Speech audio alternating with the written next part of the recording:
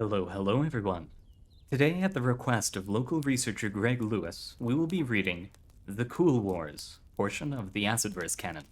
Now, without further ado, Acidverse. The knowledge of another plane, while keeping knowledge safe inside, and all is different and the same, for keeping knowledge dead alive, a shattered, waiting, broken door, a fraction of a myriad, a notion of what was before, a noted lack of what we had, of all that this world could present, and of beyond they were the worst. And so in time we do resent these lines of screaming acid verse. And with the introduction to the acid verse out of the way, we will begin The Cool War, art in 3 acts. Wowwee, Go Kill Yourself, by Randomini. 3 people have died from your exhibition. They signed waivers. I've got people breathing down my neck here. They all signed waivers. They knew what they were getting into. They were consenting adults. Ruiz de Champ's latest exhibition was, he believed, his masterpiece. An installation that had taken him 5 months in total to construct. Wowwee, Go Kill Yourself was his homage to stupidity. He had jumped through so many hoops to absolve himself of responsibility, and yet he was still being slammed by the man. It was ridiculous. They're demanding you get rid of the smallpox. One of the most popular parts of Wowwee was Stab Yourself with Needles.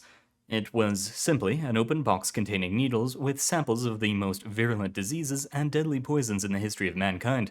This was how one of the people had died, after willfully injecting himself with a deadly dose of everything. I won't compromise the integrity of the piece to accommodate for morons. You're going to have to, and the blades have to go too. The noisiest piece in the whole. Shove Your Fingers in Blades number 1 through 5 were simply high-rotation carbon steel circular saws. They had been painted in bright primary colors, but besides that, they were perfectly normal and could easily remove a hand. 2 hands had been willfully removed by critics. There are warnings everywhere. The whole point of the piece is to put people in easily avoidable but very real danger. If you contextualize any of it, it's worthless. Not good enough. You're marching to the drum of the man. I'm trying to save people's lives. You're trying to save idiots who shove their fingers into bloody saws. The name of the piece told them to. Hell, at least I didn't name anything jump off a bridge. What a catastrophe that would have been. Every piece of the exhibit was designed to kill, or at least grievously injure. The one fear that Ruiz had was that some particularly idiotic person would use them to kill, or at least grievously injure, another person. Fortunately, this had not yet occurred. We've already taken the C4 from you. What? Nobody even used press a button for fireworks. This is downright puritanical.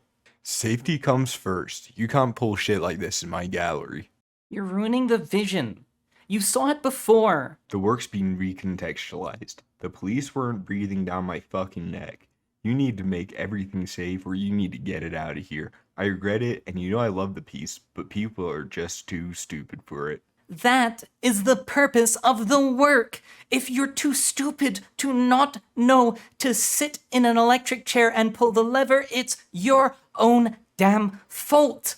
Their blood is my canvas. I know, I get it, but get it somewhere else. Sorry. Ruiz was disappointed. He walked into his favorite room, passing the box of cyanide pills saying complimentary, please take one. He moved past the automatic countdown guillotines. He looked passively beyond here, palais, with these knives. He had one piece that he had been saving for a particularly disappointing event. He closed the airtight door and breathed slowly. Everyone was a fucking idiot. Nobody got it. Nobody really got it. As he turned the knob, liquid nitrogen sprayed across his scalp and flesh. His final thoughts were that it didn't matter. At least he got it. He really got it. And that was all he needed. take shower to be cool. Well, that certainly was an eccentric start to the Cool Wars. I can't wait to see what they come up with next. But until then, thank you very much to Deez, aka Pickle Jeff, for donating your voice to the cause, and I hope to see the rest of you again next time. Thank you for coming.